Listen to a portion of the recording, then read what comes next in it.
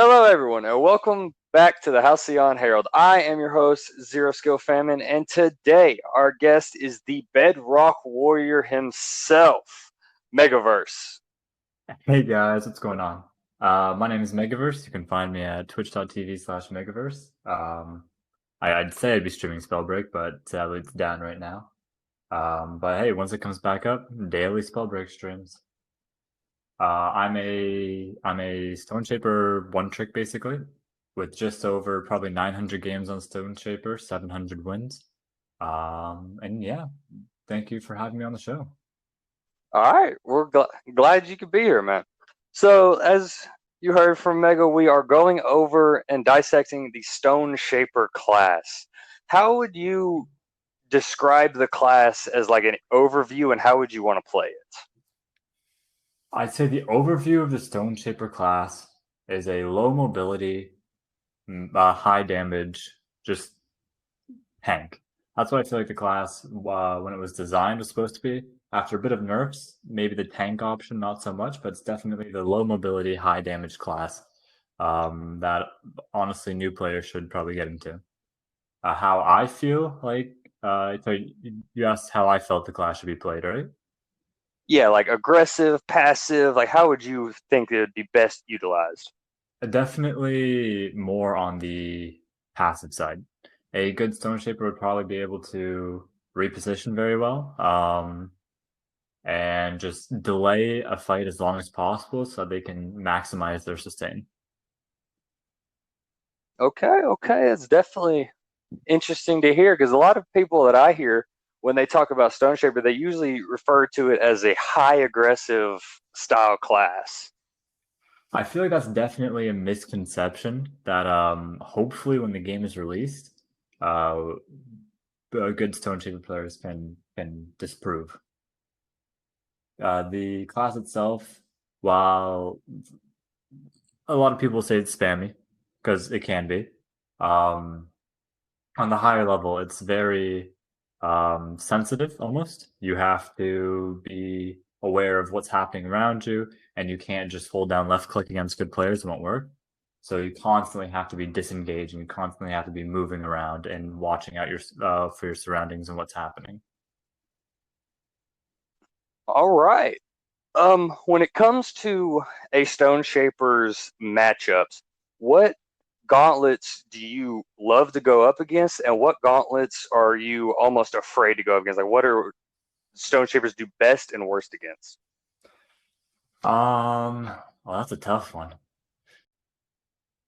Gauntlets that I like going up against are definitely probably things like Pyromancer or Frost, mostly because those are the two classes that your boulder that your boulders can really affect the most. When you're against things like Conduit and Toxicologist, that those two classes have a lot of mobility. Conduit with its ability to reset runes, and Toxicologist with the Vanishing Mist. But in Tempest, of course, with just being in the air. So Pyromancers and Frostbones are really the only two gauntlets and classes that you can go against consistently, I would say. All right, and that's because, as you say, that's because you with against those matchups, you would want to use your boulder as almost like a defensive shield, correct? Yes. That's when I go up against Stoneshapers, that's definitely the biggest issue I have is getting my frost shots blocked with a boulder every time. Exactly. And then, like, if it hits you, you don't have harmony. It's creating that frost zone, freezing you. Oh yeah, it's basically like taking their element and throwing it back in their face almost. Yeah. Below me, huh? Slam. Love it. Right. Fireball. And now, transitioning from that, on a scale from 1 to 10, how do you feel like the boulder, the Stoneshaper sorcery matches up? 1 being not very useful to 10 being it's the most useful sorcery in the game. Probably about 6 or 7. Especially if you get accretion. Accretion just makes the hitbox ginormous. I won't say the best source in the game is definitely, in my opinion, the firewall. It has the longest duration and it has the most defensive sorcery, but it also applies ignite, which is very aggressive. A boulder, on the other hand, it's it's more difficult to use defensively, and it's only really used for damage if you don't have accretion. So if you're using it like on an offhand, the boulders can be hard to hit at a longer range. So you're usually going to average around like 20 to 30 damage with a boulder, which is it's still a lot, but it's not something that you're looking for if you're trying to consistently play like defensive or aggressive. I would say it's better than a sorcery like the tornado. I'd say the tornado is probably the worst sorcery in the game. It doesn't really do much defensively or aggressively. Um, and about the halfway mark, I would put something probably like the what's the cloud called? The toxic cloud. That's it. So I'd say it's a bit better than toxic cloud, and then a lot worse than the firewall. So about a 6 or 7. Okay, and that's just for the fact of its offensive, but also well of its defensive capabilities. Correct. Yeah. Yes. Okay, and now going into this, let's talk about some Stoneshaper builds. Like, what do you personally run, and what other builds can you run effectively? Okay, so I'm gonna go back just a tiny bit back, because obviously anything can happen when the game goes live. So I'm just gonna talk about the builds that we've seen throughout the entire closed beta 2. Um, Okay. so in 2.0 and 2.1, the main build that you saw was the Harmony Fervor Recovery. That is the build that Stoneshapers became known for, and is the build that probably is the got a nerf as heavily as it did. Um, with the old passive, the way Stoneshaper was, that build allowed for constant shield healing, and recovery allowed for constant health healing, along with the harmony reducing the damage you took. Stoneshapers were just tanks. They were super hard to kill, and it was overpowered. Yeah, So that that build right there, that is what basically has given Stoneshaper its extremely aggressive, tanky persona, correct? yes, yes. Um, it's also what amplified the Stoneshaper stereotype of being a very spammy class. Um, and then of course in 2.2, that got nerfed. Harmony was moved to a 3-point talent. Runic was moved to a 2-point talent, and Stone Skin got nerfed. So that brought in a whole new builds. I've seen cheese builds like Focus Mana, like builds that utilize Focus Mana. So those you have like Focus Mana Fervor Recovery or Thirsty, um, and then Focus Mana. There's another one. It's Focus Mana Dex and then Recovery or Thirsty. The reason those builds I call them cheese builds is because they don't really help with the weaknesses of Stoneshaper. They just amplify the strengths. Um, so if you run those builds, you're basically telling your opponent, "Hey, um, if you know what you're doing, and if you know how to beat my class, you're going to beat me. But if you make a single mistake, I'm going to crush you." So basically, those builds are like high risk, high reward. Like High they risk, high just they're reward, going, hockey build, yeah, yeah, they're going all in on damage and hope and pretty much just pray that the opponent doesn't outmaneuver them. exactly, exactly. Um, for most of these builds on Stoneshaper, you have recovery. I made a note. It says recovery or thirsty, because what's important is that recovery or thirsty are interchangeable options on Stoneshaper depending on your play style. If you're playing the a lot more aggressive Stoneshaper, like how I would say a new player or a player that has played a lot with that one style would play, they'd go with the recovery route because they're constantly fighting. But if you're playing the more strategic back out Stoneshaper, wait and watch, like catch people out Stoneshaper, that's you'd probably go thirsty on that one so that you can utilize the backing off heal and then attack. So yeah, just like recovery or thirsty, interchangeable options in these builds. Um, moving past the focus mana builds, you have the runic influency builds. With the buffed runic fluency, I've seen a lot more of them. It's a great option for making Stoneshaper a better class because since they nerfed the survivability by nerfing the passive in the old build, Runic gives the extra movement, which like kind of settles it. You're less tanky, so you have to move around a lot more, and that's what Runic excels at, right? So you have builds like you have the Runic Fervor build, and then of course with Recover Your Thirsty or the Runic Dex. I would say those are the two most potent Runic builds, and they each have their own style. If you're going to go, I'll talk about them more when we go into offhands. But if you go for like a fire offhand, a lightning offhand, you're probably going to want the fervor option. But if you're going for something like an ice offhand or well, that's about it. If you're going for ice offhand, I'd recommend Dex. So yeah, that's it with the runic builds. And then finally, I have the harmony builds. Even though harmony was nerfed, it's still a viable option. The main one I've seen here is Harmony Scav Recovery.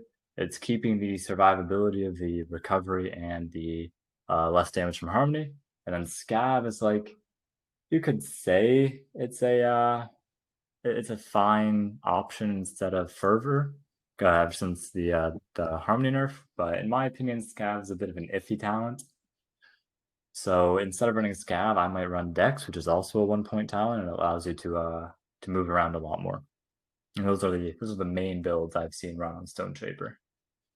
Okay, so in your own advice or whatever, you basically, due to the recent nerfs of 2.2, you want to do what you can to try and turn Stoneshaper into a movement-based class as much as you can. As much as you can, yes. In my personal opinion, I'd recommend the Runic builds of Runic Fervor and then Recover Your Thirsty, or Runic Dex Recover Your Thirsty.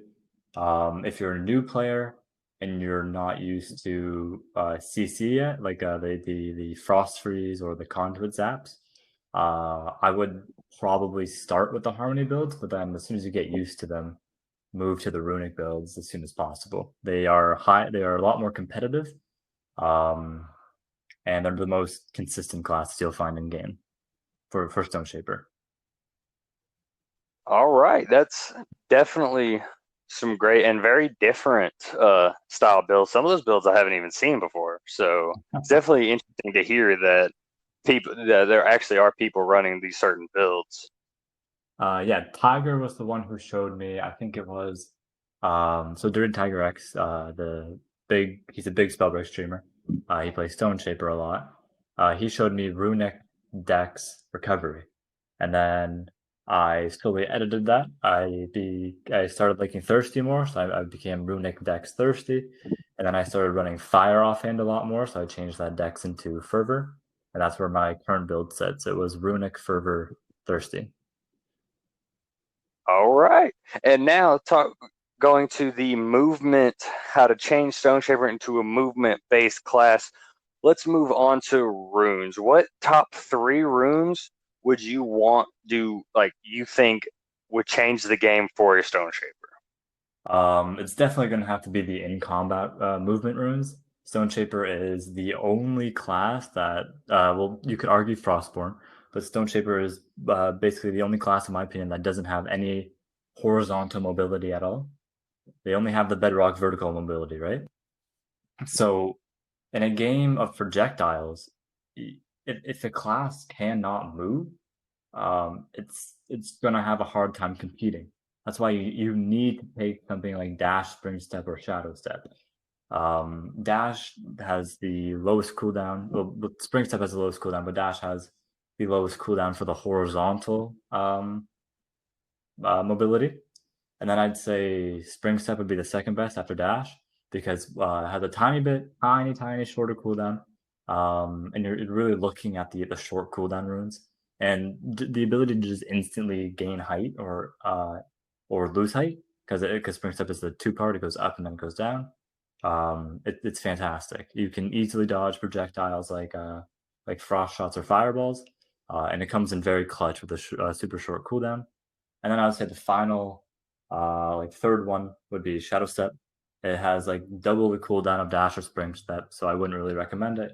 But invisibility, in my opinion, is very strong, so it's still a very good rune. You can just dash and then you can reposition and get a shockwave off before you become visible and just surprise somebody tremendously. All right, I'm actually really glad you said that because there are actually a lot of people who have been playing the game for a while that absolutely discredit any use for spring step. So with spring step, basically it's the sudden movement, but you can also use it to abuse bedrock as well, correct? Yes, you can use it to abuse bedrock, and a big weakness of Stoneshaper, of course, is that it has no mobility. It's as people say, it's stuck on the ground. So what people do to counter that is that they'll land somewhere like above Stoneshaper, right, and then they'll shoot down at it. Spring Step has the ability to instantly catch up to them on that high ground, and then since it slams down and it gives a tiny bit of horizontal mobility, you can use it to like jump up onto a wall and then instantly shockwave somebody, and it catches people out, and it's great for countering the height difference. All right, and as well as the instantaneous movement, it also makes it even harder for, as you said, pyro players and frostborns to be able to attack a stone shaper from Yeah. distance. And toxicologists, if you see a toxicologist like shadow step towards you, you can spring step and instantly get out of the max damage outbreak range. All right, so basically it's used defensively and offensively for the Yeah, movement. spring step is probably my favorite rune in the game. All right, now moving on to that, let's go to offhands and elemental combinations. What gauntlets are you looking for as an offhand? And if you can't find that gauntlet for some reason, what is your next go-to? My personal favorite offhand is the Fire Gauntlet. It covers up the weakness of aerial combat that Stone Shapers have.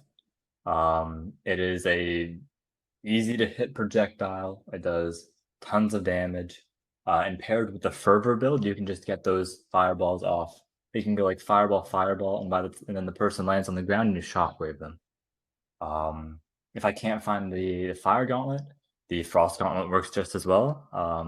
If you're gonna choose to go Frost over Fire, I'd recommend the Dexterity build over Fervor. Um, and if for some reason I can't get one of those two gauntlets, I would go with Lightning or Tox. They're a bit lesser than Fire or Frost. Lightning is like a worst Frost in my opinion for an offhand. Frost just does the lightning damage instantly. And then the Toxic Gauntlet, it's only really good for either spamming corrosion onto somebody at a distance or if they get right next to you. But if they get right next to you and you're in the air as a Stone Shaper, you're probably not positioning well enough. So I wouldn't really recommend Tox. And then of course you have the Wind Gauntlet. Wind spam is wind spam. It's as good as it is. It can either be the worst gauntlet at a distance or the best gauntlet probably at a close range. So take the Wind Gauntlet offhand with a grain of salt. In my personal opinion, I don't like it. All right, so essentially you just want something that can bridge the gap of if they're not on the ground for Yes. shockwave. Yes. I want a All gauntlet right. that can cover up the weakness of aerial combat that Stone Shaper lacks. All right, and that is definitely the biggest thing is that I've essentially noticed that if a stone shaper, like a beginner stone shaper goes up against a amateur, even an amateur tempest, it's almost impossible for that stone shaper to kill that tempest unless they know how to master their offhand. Yeah. And then you said elemental combos as well, right? Yes, like with those combos, like what does the offhand bring to the stone shaper gauntlet? So Fire and Frost are the two best. Lightning and Tox don't do anything if you pair it with a boulder. If you zap a boulder, nothing happens. If you Tox zap a boulder, nothing happens. But if you Fireball one, the boulder catches on fire. When it lands, it'll leave a giant fire puddle that can ignite people. If you Frost shot a boulder, it'll freeze, and then when it lands, it creates a giant frost zone that can freeze people. And then if you wind slap it, the boulder goes a tiny bit farther. So basically, you either choose from a meteor or a comet. Yes, that's a great way to put it. Yeah. Right. And with in my interview with Gigabyte, he actually brought up a very interesting mechanic. If you had the option, if there was a power up for the fifth ring, like you had a fifth passive ability, what would be an idea of yours as a stone shaper? Like, what would you like to see that fifth ability entail? So the fifth ability obviously would be in a very small circle. Um, in a smaller circle, it would probably have to do with increasing the size of the hitbox as it like the closer you are or something, or maybe like a the closer you are, the more damage it does or something like that. I'm just trying to picture a oh no. So a smaller circle, it would definitely be a buff to the actual the second ability, Bedrock. I would like an inverse of it, something that could get you off of the ground. The circles are smaller, so there's less horizontal movement. So I would like to see something that could like increase the vertical movement of stone shapers even more in those tiny circles. Maybe you could like ride your boulders. That'd be sick. But and with that, like the stone, because a lot of people focus on, because when the game in the trailers and everything, they focus on sorcery combos. But a lot of people, like especially the new players coming in, need to also realize if you stone slam an ice trail, it'll create that mist, and if you stone slam a Oh, fire, any heck kind of yeah. fire, it'll create a giant fire trail as well. The fire trail in particular with the recent buff to ignite, like almost everything can ignite. If you put down your firewall and you're spamming shockwaves through it, you're creating just a ton of paths that can proc ignite on the person if they happen to hit it. And then that ignite stops any like they can no longer heal from potions, and then you get like basically tracking on them as well. It's like taking tracking for free.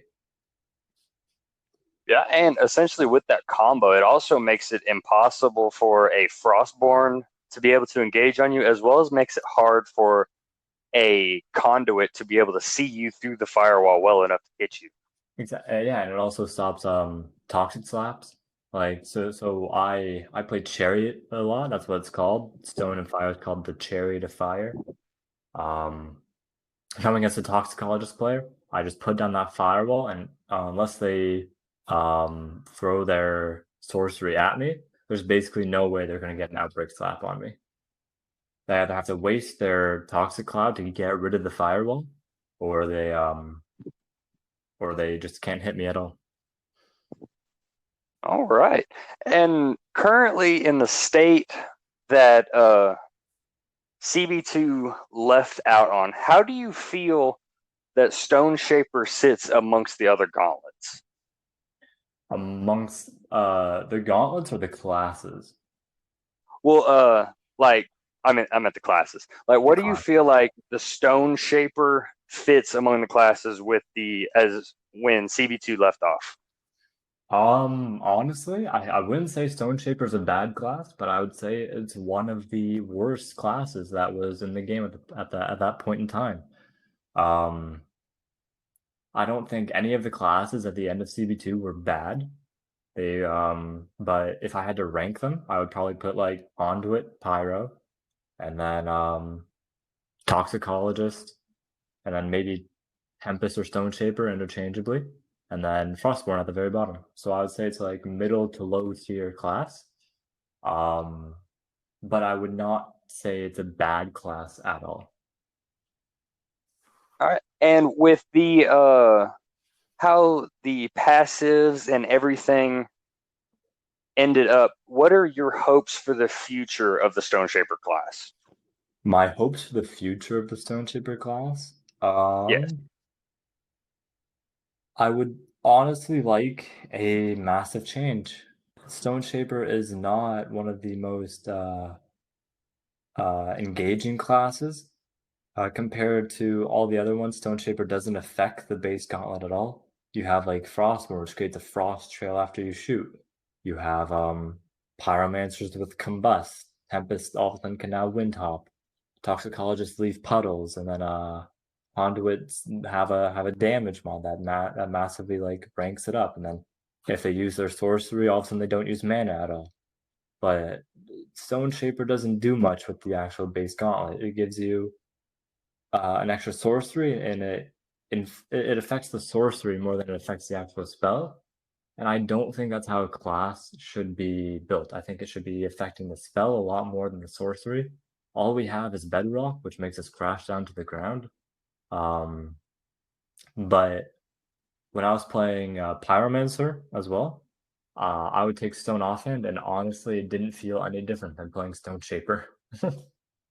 That actually is very interesting. If you'd be able to throw it as and connect to it Yeah, that'd as be you're throwing, sick, dude. like basically almost like you throw the boulder, but essentially you don't let go of the boulder. Exactly. Doing a Okay, fourth hammer, a Mjolnir. okay, and that actually could be very well as because with that ability, it would take a lot of skill and time to be able to match something like that. Because you could essentially throw the first boulder, have it carry you up, let go, and then throw the next boulder underneath you for the damage. Exactly. And then you could come crashing down. Oh, that'd be sick. That would be like basically like hold your sword, like click it and like click it again real quick to grab onto the boulder, something like that. Essentially, Yeah, maybe just like hold it or something. I don't know. I don't know how they do it. that's a very interesting idea. All right, so with the sorcery cancel tip. So essentially, you're saying that you basically that is essentially a strat to where basically every single class is icicle. Yes. Basically, every single class is icicle. It's really effective against stone shapers because stone shapers, when someone's falling to the ground, they're like, "Hey, shockwave, go burr," and they press the left click because they're used to the timing. So if you hold that sorcery and you mess up that timing for them, they're gonna miss like 90% of the time. With the state of the game, how do you feel that Stone Shaper is currently sitting on a competitive scene? On a competitive scene, it Yes, like in a is sprint. um I'd probably say it's one of the worst. I mean, I've won scrim matches with Stoneshaper before. Not against like Amsky or anyone like that, but like the medium tier scrims. I've won them before. It's not bad. It's just it lacks what other classes have, like Toxicologist. But if you can master it, Stoneshaper is probably one of the best classes in the game because if you can master the aerial combat, which I've done my best to. I'm not saying like I've mastered it or anything, but I'm doing my best to try and master it. Um, I hit a lot of my fireballs, so people in the air I can actively fight. And then if they're on the ground, I can actively fight them as well. And then using the runes and using bedrock, I can move a lot. So on a competitive scene, it's not bad. It can be good, but it's going to take a lot more effort to make it a good class in a competitive scene than playing something like Toxicologist or something. All right, I respect that point of view because, like you said, it takes a lot of skill, a lot of effort to put into it because of the recent nerfs. So you can only heal 20 shield, but Hmm. having that, and it gets to a point like final circle that 20 shield means nothing. A Final 20 circle shield means nothing, in and the middle of a fight. shockwaves are depending on the landscape, and these are of course very good players. Shockwaves are nearly impossible to hit. Absolutely. And going off of that, what are, in your opinion, are the ideal spots that a stone shaper wants to fight? Like if you were in a landscape and it was bad and there was a good landscape, which one would you want to haul to? So you're looking at things like your flat plains, and so anything that doesn't have like 90-degree drops. The Stone Shaper, not the Stone Shaper, the Stone Gauntlet hitbox. I'll admit it, it's busted. It can travel down most things. So you're looking at like mountaintops. You can go down a mountain and hit people. If you're on top of a building and it has like a sloping down roof, you can go down that. As long as it's not like a 90-degree drop, you can fight there accurately. So the places you're not looking to fight in like Halcyon or something. You're not looking to fight places that have lots of buildings and lots of different elevation. If there's like 5 or more different elevations that your shockwave can't travel down, you're probably not going to want to fight there. But if there's like 4 or less elevations, so like your plains, your mountains, and all of that, it's a good place to go. All right, and moving to the abilities and such of the Stone Shaper, how important do you feel that the zone level ups are? Like, if you're in the middle of a fight and you can see zone, is it for a Stone Shaper? Do you want to focus on the fight, or do you want to try and get in the circle and then focus on the fight? Okay, so let's say you're not in the first zone yet. You only have Stone Skin. You only have your passive. If you can see the circle to get Bedrock, you abandon that fight instantly and you go get Bedrock. Stone Shaper without Bedrock it's useless. It's as if you have no class at all, because the passive doesn't affect the actual gauntlet besides plus 5 armor on hit, which especially against a player with something like Ignite or Corrosion, that's not going to help you a lot. So you're looking to abandon that fight. You're looking to dip. You're looking to get that Bedrock and get as much mobility as possible. Moving on to like Accretion. Accretion's okay. I wouldn't say it's anything to like set like I wouldn't say it's worth getting Frost Shot over. I'd say Bedrock is. If you have to choose between getting Frost Shot and or not having Bedrock, get Frost Shot. Um, Same with Avalanche. Avalanche is okay, but if you're in the middle of a fight, you're probably not going to wait the 8 seconds to get your second boulder up before you use it. So just get Avalanche as soon as you can, but don't worry over it. Get Accretion as soon as you can, but don't worry over it. But you have to get Bedrock. It is necessary. All right, so essentially, after the first zone, you're like, focus on fights, the abilities can wait. Yeah, the abilities can wait. Just focus on your fights. All right, so, and talking about the passes, how do you feel that the ability change between Avalanche and Accretion, those switching, did that change anything, or do you feel like it should have been like that beforehand, or does it actually do something for fights early on? It was definitely a weird change, mostly because I would just forget I didn't have 2 boulders right away. Um, so it does lower your damage by like 20 to 30, because that's what I'd say the average boulder damage is. Um, Maybe 30 to 40, depending on who you're fighting. But it didn't really notice that because that's like 1.5 fireballs, right? Um, so it, the change itself, I think, was necessary. Having the double boulders very early was unfun for a lot of players to fight, because if you're not paying attention and you're looting, like a lot of players are early game, you're picking up a lot of those scrolls earlier in the game. Um, if you're not paying attention and that person double boulders you from far away, that's 100 damage, right? So I can understand why they nerfed it. Um, do I think it affects the class that much in early game fights? Not really, especially not against good players. Um, maybe if you're looking to like catch out somebody who's looting, it affects that. But if you like see each other and you're fighting, it doesn't affect that much. accretion gives you the ability to hit further away boulders earlier in the game because it like triples the size of the hitbox. So it about evens out. I wouldn't say the change is anything massive or anything to panic over though. All right. And breaking away just a little bit from the class, what drew you into Spellbreak and what made you pick up the Stone Gauntlet and be like, I'm going to be a Stone Shaper? So I used to watch a League of Legends streamer, and then on it was February 20th, 2019.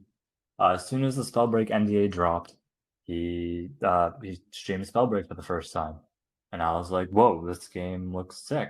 Can I play it with you? Because he's a smaller streamer, right? And he was like, "Yeah, just go here, sign up." I signed up. I waited. I think it was like a week. I got impatient because this game looked really fun. I wanted to play it, so I bought a pack. I bought the mage pack, and then a day later, I got the free key, right? So it was a bit like, oh no, but so I started playing that the like a week after the NDA dropped on Spellbreak, and I loved it. I love the alpha gameplay a lot. There was more mobility.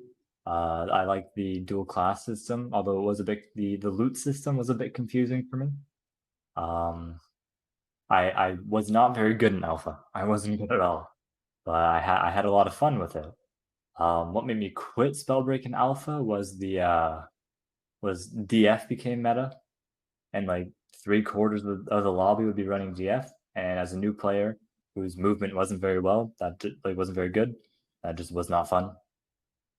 I stopped playing Spellbreak. CB1 came out. I played a few games of Clash, but my computer couldn't really run it too well. Then CB2 came out. And CB2 came out, the streamer picked it up again, so I decided to pick it up again. I tried playing Tempest a bit because that's what I played in Alpha, but then I wasn't very good at Tempest. And so I picked up Stoneshaper because I was just trying out every class. I was getting them all to level 6 for the talents. And I just fell in love with Stoneshaper. I love I love Stoneskin, of course. When I was a new player, I would abuse Stoneskin. But then as I kept playing, as I kept learning the game, I realized that the skill ceiling for Stoneshaper was actually really high. And I started changing my style of gameplay to be more of an aerial Stoneshaper almost. I tried to do less of the spammy Stoneskin and more of the repositioning and carefully hitting the shockwaves. And honestly, when they nerfed Stoneshaper in 2.2, I fell in love with the class even more. I love the new Stoneshaper, even though it's weaker. All right. And with the changes, what made you love the class even more? Because that is the first, every other Stone Shaper that I know of has either stopped playing the class or had heavy criticism on the nerfs. So what made you fall in love with it even more? Um, Half of the time because I would stop getting added after games for being, oh, you're a Stoneshaper abuser. So it was nice when people would stop playing and people were like, yeah, that class is terrible now. And I stuck with it and I was like, this class isn't bad. It's just you guys were abusing something that was broken. And once the Stoneshaper nerfs came out, I realized that with the less players, I could maybe make like a bit of a name for myself as a Stoneshaper player. And with the change to the passive and the build, the runic build allows for a lot more. Because the runic build was impossible before, right? Runic was a 3 cost talent before the 2.2 nerf. So when runic became a 2-point talent and it gave Stoneshaper even more mobility, it I just fell in love with the skill I could express with it. I could move around a lot more. I could hit shockwaves I wasn't hitting before. I could spend more time in the air. I could fight people in the air for once. And I loved it. Okay, so essentially, you were looked at, you weren't, you liked the class, but at the same time, you didn't like the fact that you were being referenced as a meta abuser. Yes, I didn't like the fact that Stoneshaper was looked down on as a class for like a spammy class for new players, a Yeah, brain dead class. Yeah, and essentially with that, like it's nerfed, and you said you saw the nerfs, and you've essentially took it upon yourself. You said, okay, this is where I show that I am a Stoneshaper. I'm not a meta abuser, and this is where I can kind of pioneer for newer players to pick it up and play Stoneshaper without being overpowered. that was the goal. Yeah, and then I think Dirty Tiger X, he was the one. He also stuck with Stoneshaper. Um, I mean, he also played Toxicologist at the time. Good for him. He got both classes to level 20. I don't know how he did it. He showed me the runic build, and then I tried to take it from there, and I tried to play it and show other Stoneshaper players as much as possible. There is a different style of Stoneshaper than just spamming. That is definitely something that I personally respect because I love when people stick with something. Like they shoot, like, hey, this is my class. Like me, when the Frostborn nerfs came out, I was unhappy about it, but I wanted to stick with it to prove that Frostborn was my class. Heck yeah, So like so I love to hear that people that you took the nerfs and goes, this is my shot. yeah. Um, and yeah, I loved it. I can usually fight uh, pyromancers, toxicologists, classes that counter my class before the nerfs. I can face them now after the nerf. On the last day of Spellbreak, when all the veterans are playing, I got to fight a lot of good players. It was a great time, and I got to see like where I was among those good players, and I was happy as to where I landed. And I am definitely glad to hear it. And with Spellbreak, it's down, it's getting ready. When it opens its gates and we welcome the Nintendo Switch and Xbox communities as well as all the new players for it will be free to play. What are some basic tips that you would give them to be like, this is what you need to focus on when you're trying to master Stoneshaper? Okay, so assuming Stoneshaper somehow stays the same, I can't. They said they had plans in store for Stoneshaper, so if they change the class by the time it comes out, just ignore these tips, I guess. But if it stays the same for new players playing as Stoneshaper, don't be afraid to leave the ground. People will say that you're locked down to it. That since your shockwave is only on the ground, you should stay there. Staying on the ground makes you more predictable, and it makes you an easier target. So don't be afraid to leave it. Don't be afraid to go up. If you have to come back down, you always have bedrock, right? Um, a lot of stone players I've seen only use their boulders offensively. Um, but that shouldn't be the case. Also use them defensively. A big counter to Stoneshaper is that like that Frostborn icicle, right? Where you're staying up in the air, you're holding down that shot. Use that boulder to create a blind spot where they can't shoot you. Especially once you have avalanche, you can throw a boulder and then hold the other one, and then you stay in that blind spot against Frostborn players. Um, don't be afraid to run away. Stoneshapers are very good at abusing people who touch the ground. So if you're running away, people have to use more mana to catch up to you, which means they're touching the ground a lot more. Big one, don't rely on shockwaves. The shockwave is inconsistent. You can get stuck on the tiniest things, and against good players, they're not going to hit a lot of them. That also brings to the shockwave bug. Sometimes if you're on like a high spot and you shockwave, it looks like it goes down, but it actually doesn't. Like on everybody else's screen, it won't travel, but on yours it will. So you could be up there slamming down shockwaves and have no idea that they're actually not traveling. Um, and the biggest tip for new stone shapers: get off common stone as soon as possible. The jump from common to uncommon stone is 9 damage. Sorry, I have it open right here. 9 damage and 2 mana. 2 mana doesn't sound significant, but 9 damage is. Um, Tips for players trying to fight Stoneshapers. Hey, if you're new to the game, you're having troubles fighting Stoneshapers, the best way to do it that I've seen is to sorcery cancel. What sorcery canceling is that you're falling, pull your sorcery like your firewall or something, and then press like your fireball button or something like your left or right click, and then you continue to fall.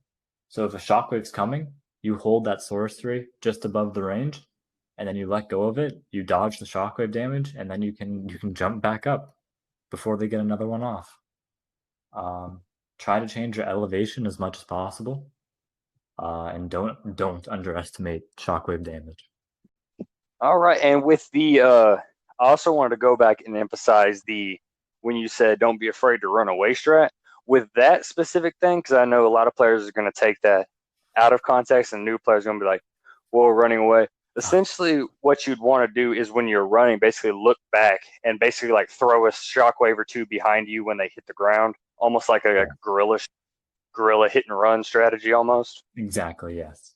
Um, there's a little trick that stone shapers can do if they have dash, where it's you use bedrock, and then right before you hit the ground, you use dash, and then you jump. It's called the bedrock bounce. It basically transfers the bedrock momentum into the dash, so you can go a lot further. Um, it's very effective for running away or repositioning yourself. So if you can, yeah, just bedrock bounce away, look behind you. Anytime they hit the ground, shockwave, and yeah. All right. That's definitely I've never even heard of that little stone shaper trick. So that's very interesting. Uh so before we wrap everything up, what are you doing while closed beta while Spellbreak is down for maintenance? Like what can people expect to see you streaming? Right now I'm streaming a lot of Dauntless. Maybe streaming things like Valorant, and then once I can get my friends into it, I'm going to be playing Quake Champions a lot because that is apparently very good for getting better aim.